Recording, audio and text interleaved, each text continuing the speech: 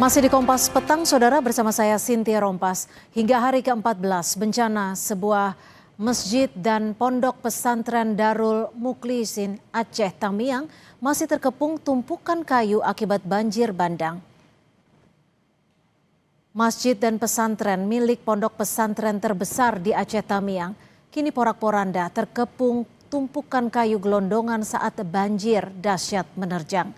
Meski diterjang banjir bandang, nampak dari luar bangunan masjid dan pesantren masih kokoh.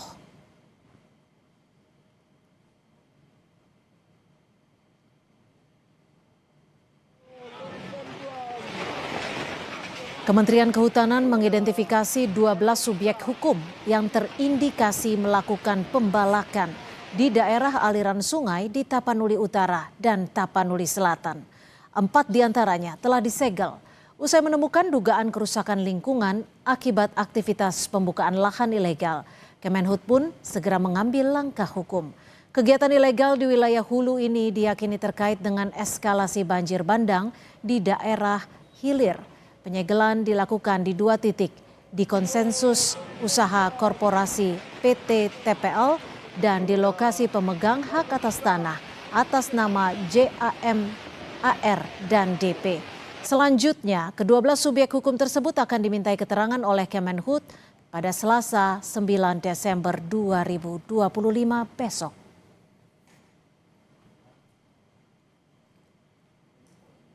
Melalui rilis tertulis, Dirjen Penegakan Hukum Kehutanan Dwi Januanto Nugroho menyatakan melihat pola yang jelas di mana ada kerusakan hutan di hulu akibat aktivitas ilegal dan berpotensi bencana di hilir meningkat drastis.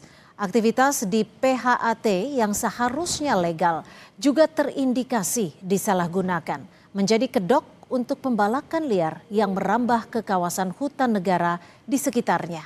Ini adalah kejahatan luar biasa yang mengorbankan keselamatan rakyat. Kementerian Lingkungan Hidup memanggil 8 perusahaan yang berada di daerah aliran sungai Batang Toru, Tapanuli Selatan, Sumatera Utara. Pemanggilan dilakukan setelah KLH mengkaji analisis citra satelit untuk memproyeksikan peristiwa di daerah bencana, terutama saat hujan deras terjadi. Menteri Lingkungan Hidup Hanif Faisal menyampaikan pemanggilan dilakukan untuk mempertanyakan asal-usul kayu gelondongan yang terbawa banjir di Sumatera Utara. Ke-8 perusahaan terdiri dari perusahaan tambang, perkebunan kelapa sawit, dan perusahaan lainnya. Dan kita juga sudah menutup kegiatan ya, seperti PLTA sudah kita segel di pintu masuknya, kemudian ada suatu tambang emas, saya nggak sebut namanya, juga sudah segel, kemudian perkebunan sawit, kebetulan salah satu BUMN juga kita segel, kemudian hari ini tim sedang menyegel kegiatan HTI, kemudian bapaknya sedang verifikasi tim lapangan, tim masih di lapangan. Saudara, Kementerian Kehutanan mengidentifikasi 12 subyek hukum yang terindikasi melakukan pembalakan di daerah aliran sungai di Tapanuli Utara dan Tapanuli Selatan. Apakah ini sudah cukup menunjukkan keseriusan Menteri Kehutanan dalam mengusut pembalakan hutan Sumatera? Kita bahas bersama politisi dari PSI Valdo Maldini dan Ketua Tim Kampanye Hutan Greenpeace Ari Rompas. Saya ke Bang Valdo terlebih dahulu. Bang Valdo, apa penilaian Anda untuk kinerja dari Menteri Kehutanan usai diminta mundur pihak DPR? Tanggapan Anda, Bang Valdo? Iya, Mbak Cynthia, Mas Hari, tentunya pertama kita berduka ya terhadap korban yang masih mengalami kesulitan terhadap banjir ini. Namun ini merupakan sebuah langkah nyata, yaitu adanya penyegelan terhadap 7 subjek hukum yang memang berkontribusi terhadap deforestasi yang terjadi dan terutama penyebab banjir dan longsor di Sumatera ini.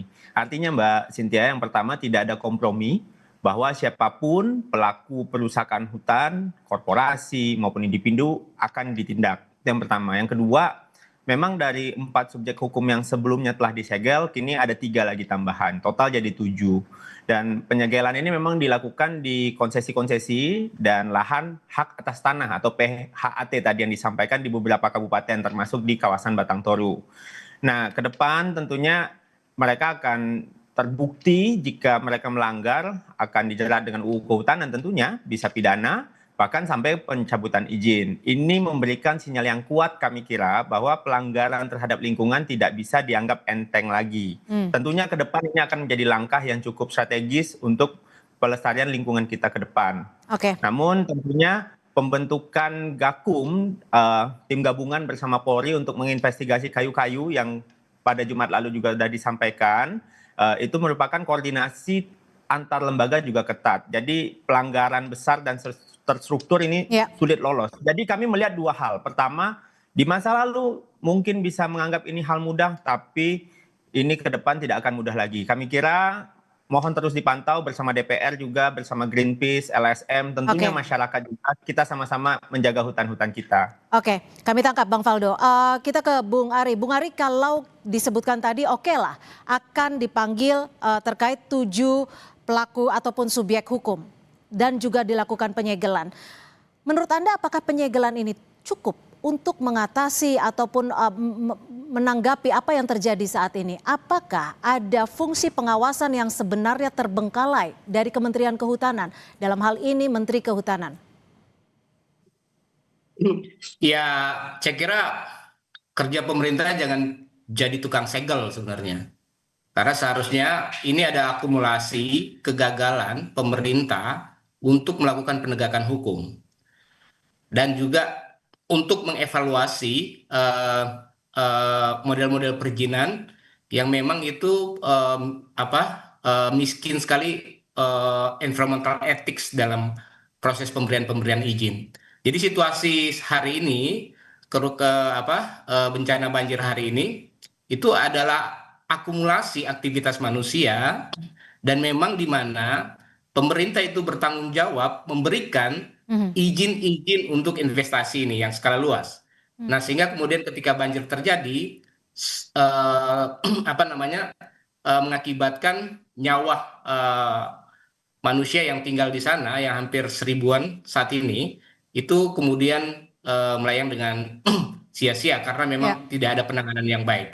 Nah, soal penyegelan ini saya kira ini dari dulu ya, tugasnya itu cuma menyegel, habis itu nanti kemudian lakukan investigasi, bahkan investigasi yang tidak melibatkan masyarakat, habis itu kemudian dicabut. Nanti akan ada pengumuman, oke, mereka sudah secara administratif sudah memenuhi syarat-syarat administratif. Kemudian itu akan menjadi alasan. Ini yang sebenarnya terjadi di Raja Ampat salah satunya ya. Oke, artinya dan Anda menyebut ini pola yang berulang sehingga terjadi kerusakan pada hutan. Ya, kalau saya mau bilang sebenarnya ini adalah pola tipu-tipu ala politisi dalam menyelesaikan masalah-masalah lingkungan gitu ya. Karena viral gitu dan orang kemudian menyorot itu, oke, mereka datang tiba-tiba gitu ya. Tapi kemudian penyelesaiannya sama sekali tidak berkeadilan. Itu yang sering terjadi. Sehingga memang ini harus menjadi pembelajaran yang penting karena masalah ini akan terus berlanjut kalau kita tidak berbuat sesuatu yang memang lebih progresif untuk melindungi hutan kita, untuk melindungi nyawa manusia gitu yang terancam bencana gitu, yang rentan terhadap bencana dan juga merugikan perekonomian kita. Ini udah harus menjadi langkah-langkah yang serius yang harus diambil oleh pemerintah. Begitu, Mbak. Oke, saya kembali ke Bang Faldo. Bang Faldo, kenapa sih setelah bencana terjadi, setelah memakan ratusan hingga saat ini 900 lebih korban jiwa, Pak Menteri baru bersuara, Pak Menteri baru bertindak? Apakah Pak Menteri sebenarnya sudah melihat, mengevaluasi 10 tahun ke belakang apa saja pembalakan liar yang terjadi, apa saja izin yang sudah dikeluarkan?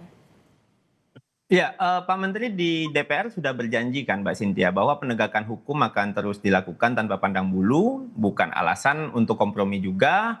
Masyarakat bisa ikut memantau, ikut mengawasi, bukan hanya berharap. Akan dibuka tidak data-datanya? Tentunya kan disampaikan hampir setiap hari ini. Jadi dari kemarin kalau kita lihat tuh Kamis, Jumat, Senin ada update-update dan progres-progresnya. Jadi dengan penyegelan, sanksi, audit izin, penertiban, kita berharap ini cepat pulih semua. Betul tadi yang dibilang oleh Om Ari bahwa jangan sampai ini berhenti di penyegelan saja. Idenya sangat benar gitu, bahwa kami kira ini adalah langkah untuk masuk awal gitu. Karena ini penting dan tidak boleh berhenti di sini. Karena banyak pihak, termasuk Greenpeace lah, Kalau seandainya jadi tukang segel, ya ini nggak akan kelar dan akan berulang lagi pola-polanya. Oke, Karena kan tapi ada tidak tuntutan nama-nama besar bagi- yang ada di belakangnya, aktor dan juga backing yang bisa dikatakan turut bertanggung jawab terhadap apa yang sudah terjadi saat ini? Ya, investigasi kan sedang berjalan, Mbak Cynthia, bahwa kita bisa melihat bahwa di sana disampaikan juga PT ini dengan inisial-inisialnya. Pada waktunya harusnya akan dibuka oleh Pak Menhub dan kami kira kami mendukung untuk keterbukaan itu. Tapi memang pintu masuknya itu harus disegel karena izin ini kan tidak hanya dibekukan sementara aja kalau bisa dan data konsesinya jangan disembunyikan. Oke. Jadi itulah yang penyegelan asal-asalan yang Om Ari maksud tadi. Kami kira transparansi penuh atas dokumen izin dan peta konsesi itu penting. Karena memang betul banyak izin yang dulu terbit tanpa melibatkan masyarakat adat atau warga lokal. Hari ini kan Pak Menhub punya pendekatan lain. Jadi pendekatan untuk melibatkan masyarakat adat ada kala ini. Oke, tapi Melibatkan apakah Pak LSM Menhub ada siap kala ini. ketika ada desakan mundur karena dinilai gagal ataupun dinilai tidak cukup mampu melakukan pengawasan apa yang terjadi? Ya, kalau seandainya desakan mundur di alam demokrasi biasa aja Mbak Cynthia, apalagi DPR yang bicara. Justru kita perlu DPR yang memang kritis kepada pemerintah. Oke. Tapi kalau kami kira bicara soal mundur, saat ini di kondisi seperti ini harus ada audit menyeluruh, investigasi menyeluruh, penelusuran menyeluruh. Saatnya Pak Menhub maju, bukan mundur yang kita butuhkan. Beliau harus maju Oke, menunjukkan baik. Kami kalau tangkap. seandainya ada yang harus dibereskan. Karena baru setahun gitu kan. Jadi ini kan memang Pak Menhub di DPR juga tidak menyalahkan masa lalu kok Mbak. Tapi Oke. beliau tanggung jawab secara gentle. Kalau seandainya ini akan kita beresin bareng-bareng. Oke, kita akan nanti bersama ya. Bung Ari, terakhir singkat saja. Apakah ada catatan dari Greenpeace siapa pihak yang paling dinilai bertanggung jawab, aktor besar yang mungkin dalam tanda kutip dilindungi?